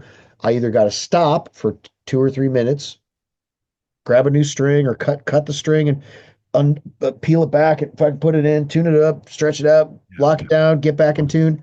I mean, I'm fast, but it's going to be a couple of minutes of silence in front of, oh, I don't know, 500,000 people in Poland, or you know 40,000 in Romania, Sure. or yeah. So Yeah. I bring two guitars on purpose, and I restring every other show. Well, I restring my main guitar every other show. I restring the backup every 5 shows, whether I play it or not. Yeah. You know, and it's just, and so he's all right. And then kind of when he saw like how hard I am on my guitars, how abusive I am, he's like, all right, yeah, bring two guitars. Like, all right, thanks, Tony, thanks. But then I got the Yankee, and now it's one baggage fee. So Heard nothing but good things about those. They've I'm not endorsed. I paid for mine. It was like $400 or whatever. The best thing about it is two guitars go in it. It's underweight and it's not oversized. It measures, they built it, it measures under. So there's no oversized baggage fees. They'll look at you when you go to the airport with your Enki, they'll look at, oh, dude, it's oversized. Like, no, no, no, no, it measures and it weighs under. They're like, oh, yeah, it's only 42 pounds with two guitars in it and that thing. Like, God damn it. Waterproof, you know, I haven't had a guitar damaged yet. Um, and they fucking work. And again, I'm not endorsed or anything. It'd be nice, but I already got one. So what the fuck do I need an endorsement for? sure. Um, but they work great, and I love them. They're absolutely fucking great. So chugging Oh around yeah. all over Europe, all over South America with my Yankees. There you go, man. So Well, spoken like a consummate professional. It's like, no, I'm already dialed in. But yeah. is there, well, kind of on that train of thought, is there any kind of tips or advice that you would like to pass on to guys that are just playing local shows? Oh, Maybe they're new to this, or maybe they're going on tour for the first time. Any etiquette that they would not know of that they should immediately like? all right. Yeah, lots. Yeah. So first things first, on the stage fast, off the stage fast. Get the fuck out of the way when you're done playing. So what that means is don't take the cymbals off the cymbal stands. Take the entire fucking rack down. Take the whole thing off stage. Break it down off stage. Don't wrap cables. Bundle them up and get them off stage. Wrap them when you're off stage. Yeah. Don't put your guitars in the cases on stage. Take your guitar the fuck off the stage and get it off stage. Pack up after your entire band is cleared off the stage. Yeah. End on time. Don't think you're going to get one over and play an extra song. I've seen a band literally second show of the tour get kicked off a tour that they paid to be on because they played over. Hmm. First night they played over. Tour manager walks up and goes, "Yeah, fellas, you played, you're 3 minutes over." "Well, yeah, it's our set." "No, no, no. Your set is 30 minutes. You guys played 33 minutes. You played over. Don't do it again." "All right, okay, okay." Next night they played over. Tour manager walks up and says, "Yeah, guys, load your shit out the door. You're off the tour." "What the fuck?" "Played over. Told you not to play over." "What about our buy-on?" "Don't fucking care. It's got nothing to do with me." Walked away. Don't fucking play over. What you do is, kids, if you're the bitch opener, remember this, you're the bitch opener. You get a 30-minute set. Nobody fucking cares about your band. Nobody likes your fucking band. Nobody likes you. The entire tour package actually probably fucking hates you and they don't even know you because you're the 30-minute annoyance. You're another fucking headache that everybody has to deal with until you prove you're not a fucking headache. If you have a 30-minute set, plan for 25 minutes. Because when somebody's out of tune, you got to take a minute to cymbal falls over and you lose time getting yourself put back together on stage, you still end early. And then if you're off the stage fast, if you gather up all your chords, don't wrap them, gather up all your chords, gather up all your pedals, gather your pedal board, get your guitars off stage, run back, grab your shit up, run off, grab. If you clear the stage in 5 minutes, mark my words, by the second show, the tour manager is going to be in love with you. And the tour manager is the guy who makes your life fucking amazing, who tells the other bands, "Hey, these guys, I know they're an unsigned band and they paid the 5 grand or the 10 grand to be on this tour, but guess what? They're fucking pro. They're good guys. They get off stage quick. They end on time. Man, they don't give me any fucking headaches, no grief, no aggravation. Fuck." Then suddenly, "Hey, if you guys want to go, if you guys are always ending a little early. You got another song? Play your full 30. Ah, don't worry about it. Play your full 30. Oh, wow, cool." Now you're inside. Now you're part of the team. Now you're not the annoying opening band that nobody cares about. Now you got the whole tour suddenly fucking likes you guys. They might stand out in front while you guys are playing. Guess what that does? Makes the fans of the bands that are standing out front watch you play come up and hang out and watch you play. You might just sell some more CDs, might sell some merch. Record label, someone with what, "Man, hey, dude, this fucking band, this opening band, yeah, they're fucking nobody, but dude, they're fucking good, they're cool, they're." Nobody wants to hire headaches. Nobody wants to put up with headaches on tour at all. So, that's like those are the big things. Cause like you play over on a festival, you'll never be asked back again. Because if think about it this way, you play over by 5 minutes. That makes every other band 15 to 20 minutes late. Well, it was just 5 minutes. No, fuck you. It's 15 to 20 because now you got to tear down, you got to get out of the way. The other band has to get set up and played. Now, if something else happens Hmm. and things get put, that is directly the opening band's fault. It's directly your fucking fault. Now, imagine if you've got Union at like the House of Blues, Oh shit. or you've got a curfew, and suddenly the headlining band doesn't get to play their full contract set because you played 5 minutes over. They have to cut 3 songs from their set. Or if they play over, they have to pay Union. They have to pay overtime. They have to pay for your fucking 5 minute ego move. Man, fuck you, you're off the tour. You cost the headlining band money. Fuck you, you're off the tour. Be on time, be off stage fast. That's the hugest thing. Even for local gigs, man. The local sound guy is probably getting paid $150 for the show to put up with 5 or 6 local bands. Oh God. It's why I fucking retired from running live sound. I'm getting 125 bucks to run for 6 bands here at 4 o'clock in the afternoon, out at 3 a.m.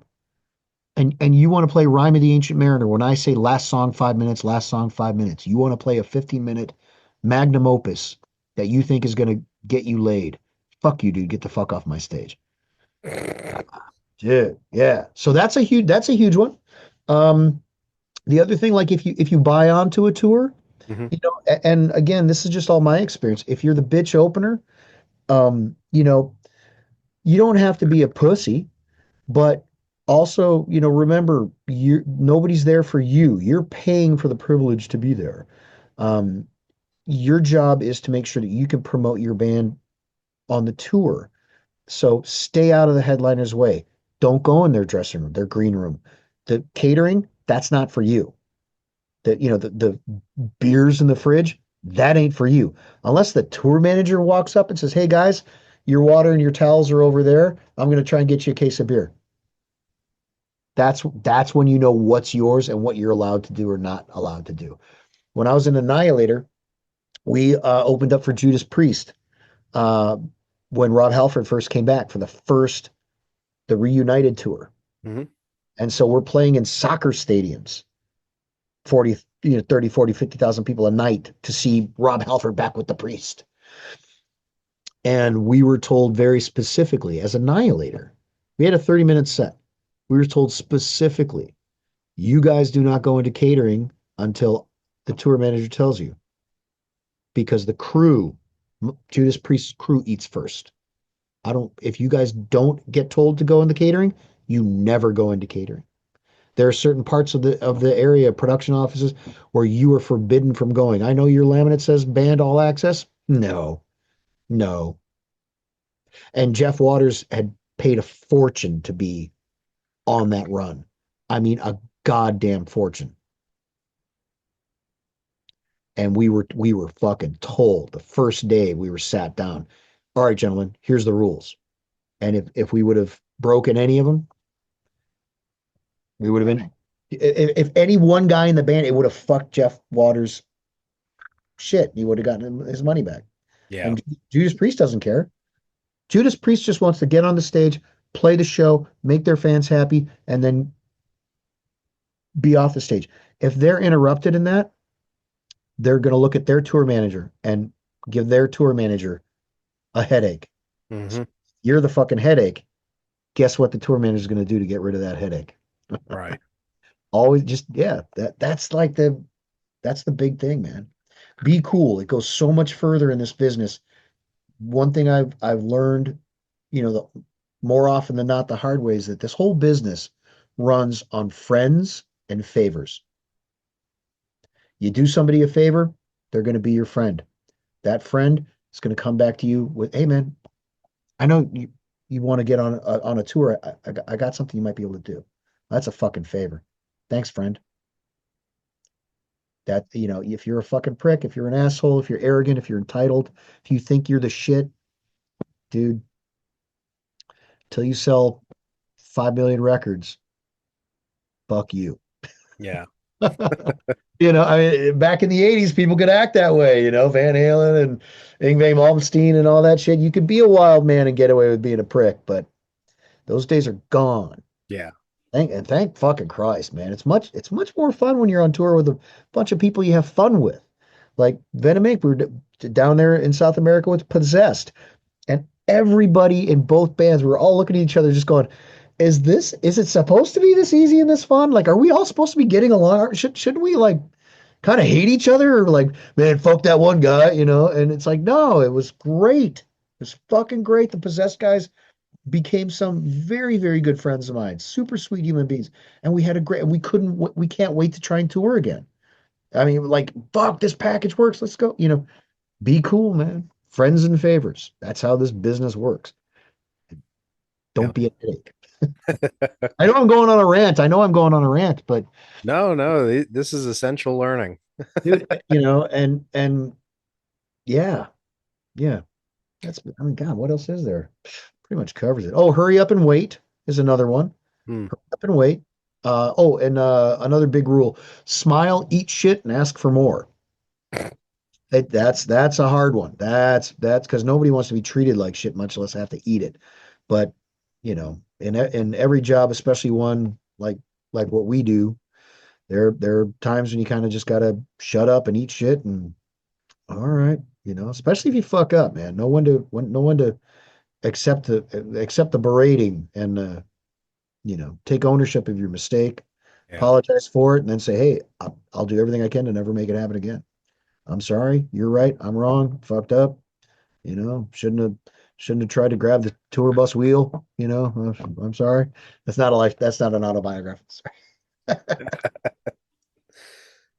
Yeah. It's granted, I never went on tour, just played around like the local tri-state area kind of stuff. But it But I mean, still, even at a local level, and I'm not sure, poo-pooing that, dude. I still play local shows with 72 sure, Legions.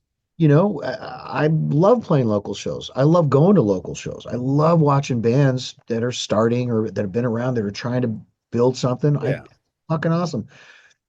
But I'll tell you, man, I want to douse myself in gasoline and set myself on fire when I know a band is playing too long, when they're going over. And then when like they're done playing and they're all high-fiving on stage and the girlfriends come up and hugs and kisses and then their bros come up and bring them shots. And it's just like, gentlemen, hmm. motherfuckers. If it were a different time, an era, security would be throwing your shit out the fucking front door right now. Like Yeah. my first gig, I was told if you guys aren't off the stage in 5 minutes, I'm grabbing your shit and throwing it the fuck out in the snow. Oh, okay, Mr. Security Guy. That was my introduction to being a local band. Yeah. Nobody fucking cares. They're kind of mean.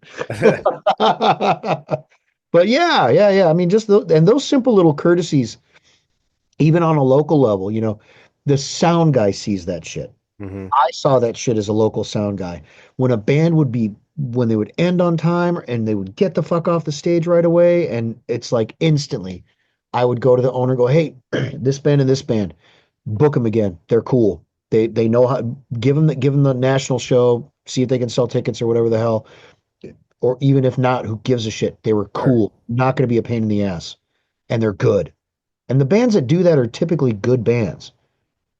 So they deserve that recognition of, hey, man, these guys know how to get up, play, get off, and then have a good rest of the night. We need that kind of band in this venue again and again and again, because that's going to make people want to come to the venue and spend money on the beers.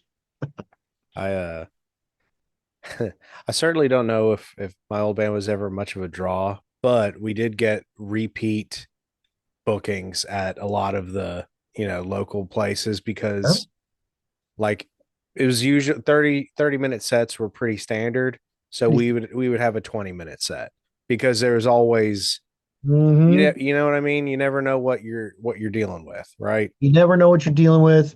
Cable goes bad, guitar's out of tune, Sure. piece of drum equipment falls over.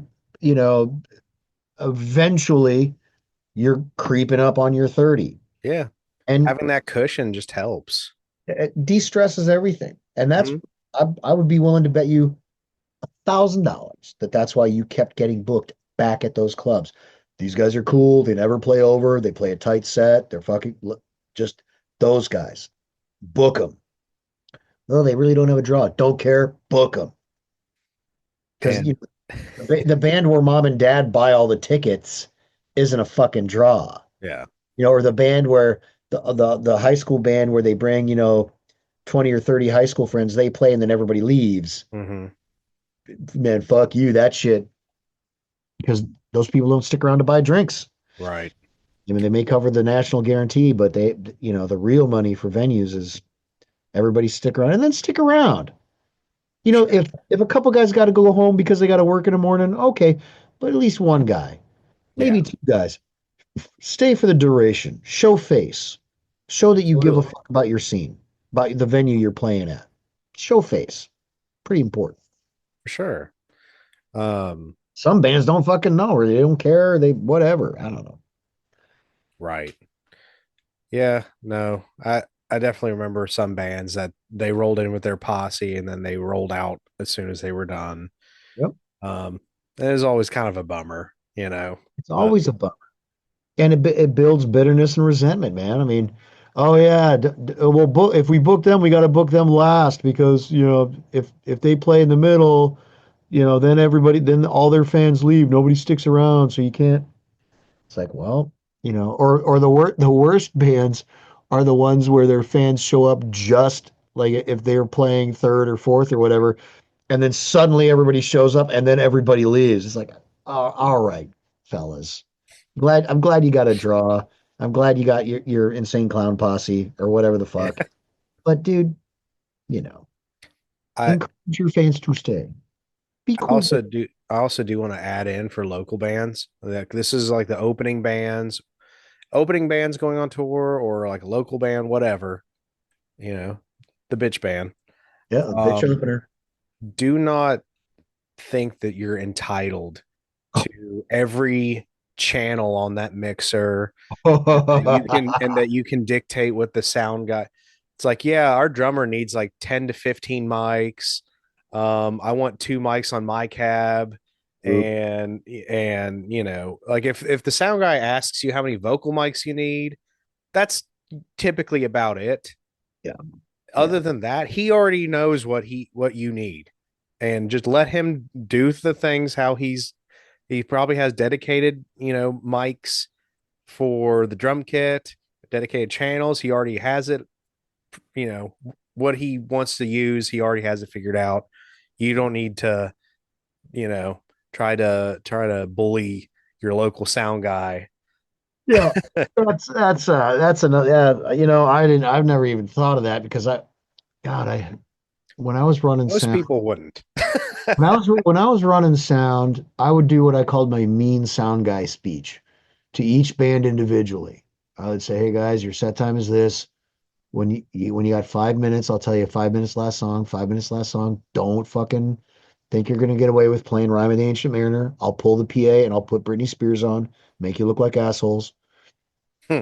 Just be, and when you're done, get your shit the fuck off the stage. Be cool. Go fast, go fast, go fast." And that was my mean sound guy speech. And I think that kind of set the tone when I would run sound where I never had a band, well, I've got, two kicks and four rack toms and two floor toms and wind chimes and roto toms and this and that. It's like, okay, that's cool. You can have all that shit, but I have three Sennheiser E604s and one kick mic. So, well, what the fuck, man? Dude, this is what the venue has. Well, This is Tool uses like 14 drum mics. Well, I mean, it's Danny Carey though, and that's their production. They Yeah. do what the hell you want to do. I mean, Jesus, I thought Sarah, our front of house for Venom Inc. On Sarah Woods, incredible front of house engineer. She's total badass. Um, she was running four kick mics, two snare mics, hi-hat mic, Wow. ride mic, overheads. I'm like, what the fuck? She's like, yeah, it's got to be right. I'm like, well, I applaud that, but Jesus, do we really? That's cool. All right. I've never been in that kind of situation. We're going to run all these mics on the drums. All right, but then here I am a prick. She's got a, Neumann on one cabinet and a 57 on the other cabinet. I'm like, all right, well, how do I rank? Wow. But but no, she came out full pro. But again, we're hiring her and paying her, and she's bringing her mic locker with her. Hmm. So yeah, there were shows where we could only use two kick mics, but because PA was too small, it didn't bother me at all. I'm like, well, it sounds like a kick drum. Let's go. Let's play. Yeah. It'll be great. Well, So I yeah. think five was pushing it for any any gig I've ever been on. Yeah, well, microphones are expensive and they get Yeah. broken and stolen and just I understand why clubs oh hell, here's a great story. I played in a band, a local band here in Cleveland, and we were opening for Testament. Not really though. It was like there was a national Testament was on tour with three other bands, so they had a national package they booked in this venue, and then the venue booked like 20 other fucking bands. Uh, And I thought this was brilliant, even though it fucked every local band on the bill, because there were like two or three stages going. The tour manager, we get in, and the tour manager's yelling at the fucking promoter. He's like, "Here's how it's gonna go. When Testament starts playing, I don't give a fuck what other bands still have to play. Nobody plays during Testament set. I don't care what you've promised. I don't care what stage. I don't care where it is in the venue. If I catch another fucking band playing, I'm pulling the mixing consoles out of those rooms. Fuck you for doing this, right? Just on a rage. I mean, just we walked in, we're like, oh boy, what the hell? Oh wow. Then the tour manager proceeded to go around to every other stage, and there are like two other stages, and gather up all the microphones from all the other stages. Testament needs these for their show, and left one kick and one vocal mic for both the other stages, and walked with all the mics. I saw him do it. I'm like, this guy, he's my hero. I mean, I'm one of the local bands playing this show. I'm like, that's how you fucking get shit done. He walked them all on the tour bus and locked them on the tour bus till Testament was done playing. Oh my It was God. so they were so bullshit. They were like, man, fuck this. You booked 20 fucking fuck you. It was amazing. And we had a good show, even with kick and vocal. Like the sound guy was like our sound guy on the small little stage we were playing. He was at the bar drinking. Fuck it. It was packed. It was great, man. It was fucking great. So That's anyway, amazing. but yeah, Um, that's a great. I just triggered that story for me. Like, don't demand 15 drum mics. Like, oh God. I love it. I I certainly don't, pretend to be a professional, but I at least kind of get it, trying to run a show. But we're kind of nearing the end here. Okay. Wanted to go ahead and ask you kind of a standard thing that we always wrap these up with. Give me your Mount Rushmore or your personal top four most influential bands and or albums. Oh God, Jesus, fuck. Well, let's see here. Well, we could talk bands, and then we could get into albums. Could do both if you want. I don't know. Sure. So bands, the most influential band for me would be Metallica. Obviously, I've mentioned them many, many times. It's why I play guitar. It's why I have the career I have, is because Metallica inspired me to want to play guitar and do a band and all this crazy shit that I do now. Um, so Metallica would be one, the number one band. Uh, Prong would be my number four. I'm gonna have to dig a little bit here in my brain hole for super influential bands. Let's see here. Let's think as my brain slowly leaks out of my ear. Van Halen, number two. Van Halen, Van fucking Halen. Just incredible. Everything about that band, the beauty of what that band is. Um, and then for the number three band, let's see here. Number three. So I stare off into the distance. Wrong is definitely, huh? Man, that's fucking goddamn. You know what? Gonna go hard in the paint. I'm gonna say Nevermore. Hell yeah. So, I mean, for the number of years I played with Jeff Loomis, his playing and his writing styles is still hugely influential on me. So, albums, we want to talk about albums. And Justice for All, number one, fucking And Justice for All has to be. I would say Yngwie Malmsteen trilogy is Okay. number four. Uh, and I know this is going to get a little dorky here, but these are incredibly influential albums we're talking about. So Steve Vai, Passion and Warfare is number two. And then I would have to say for the number three most influential album, Forbidden Green, which is kind Okay. of as a kind of an unknown Forbidden album. But that album is amazing. Forbidden Green. Forbidden's another band that I really, really, really like um, a lot. But I love that Dan Mongrain has joined them. yeah, yeah. Oh my God. And they were Such a so good good. fit. They were so killer down in Mexico City at the MXMF Fest. Hell I yeah. actually got to meet them and hang out with them, and we had a great time. And then Craig LaCicero actually came out to the DNA Lounge on Mhm. the Beyond the Black tour and played Rip Ride with us, Oh and yeah. that was fucking wild and fun. So great.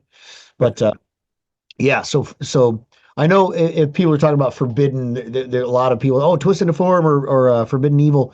Those Hmm. albums are great, but for some reason, I just love what Forbidden Green is. It's such a departure, and the sound of that record and the writing on it is so cool, so unique. Br Yeah. Brilliantly fucking unique album. I I'll love have to it. revisit that one. Yeah. It's a weird one, but it's so good. Um, yeah, Forbidden Green number 3 on there. Fuck So yeah. Hell yeah. Well, Curran, is yeah. there anything that you want to plug? The floor is yours. Anything you want to Um, throw out there for people to check out before we Yeah, hop I off mean, here? obviously I'm the new lead guitar player for Venom Inc. So, check out Venom Inc. There's tons of YouTube video coming out from the US tour we just did. We're going to Europe. We're going to be out for 4 weeks in Europe. I'm sure there'll be tons of video from that. There's all kinds of fun shit on the YouTubies from the South America run we did. I don't know if there's a little bit of footage from Jakarta from my very first show with Venom Inc. But obviously that's a big plug for me. I'm super excited to have been given the opportunity to join the band and be in the band. It's really awesome and exciting. All my own stuff, Curran Murphy, Facebook and Custom Audio Mutation is my amplifier company, my recording studio company. And yeah, I've got the YouTube channel, so just check it out at your leisure. I'm easy to reach out to if anybody has questions or wants to call me a fucking asshole for being mean about local bands playing too long. Fuck you, I don't care. That's not true. I do care. I don't want people to think I'm a prick about local bands. I just want local bands to not fuck themselves up, or cut off opportunities because they don't know any better. So, but yeah, no, that's pretty much it, man. Venom Hell yeah. Inc., custom audio mutation. Yeah, dude, thanks for inviting me onto the show and sitting here and talking with God, what, 2 hours or something silly like that? Jesus. It's I'm been close to it, I I'm think. that But much of a chatterbox. and and one of these days we're kind of far, but not crazy out of the way far from each other. So one of these days I've got to come check out some custom audio mutation amps. Oh yeah, well, so one thing I will plug is the 850 M2 is my dual channel amp, and it's getting a complete. I'm doing a complete revamp on it. Because up until now they've all been built turret board Hmm. style, where I have to press the turrets and everything. It's not point to point, but it's turret board construction.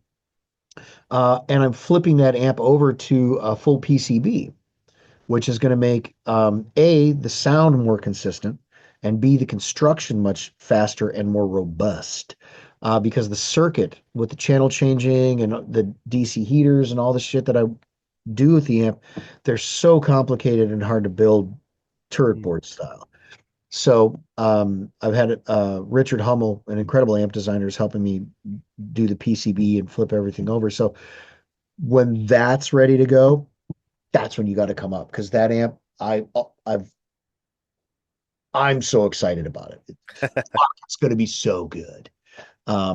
So all the standard shit that I like and that I need in my amps is going to be in it, and then there's some added cool stuff that we're throwing in as well. So it's like MIDI switching and a couple other Oh little. shit. Okay. I added another tube gain stage because everyone talks about Smart. the 5153, like the red channel is just unusable. It's so much distortion, this and that. So I want to be able to do that with this amp, like complete asshole overgain. But I Yeah. really want to be able to voice it to where it's nothing but usable. All the gain stages. So it'll be dual channel amp, clean and a distortion channel where you can kick in another level of saturation with a tube. Um, so I'm Okay. super excited about. And then two buffered effects loop, all the standard stuff that I demand that I have to have. I Sure. can I can do an effects loop solid state for 43 cents, but fuck you, I want to use a tube. No other reason than that. So it cost me $60 in parts to throw in have a tube effects loop. Don't care. Doing it. Fuck you. Awesome. Well, dude, Thank you so much, Thanks, man. everybody. Go check out Venom Inc. tour dates. Go catch them on tour, buy merch, all that stuff. Check out Custom Audio Mutation. Check out Curran's YouTube channel, Curran Murphy. Yeah. It's good shit. I watch it all the time. Oh, thanks. Thanks, man. I appreciate it. Yeah, I have fun doing videos and it's fun to fix amps. I got, tricked into fixing amps a few years ago and I've actually gotten pretty fucking good at it. So, Hell yeah.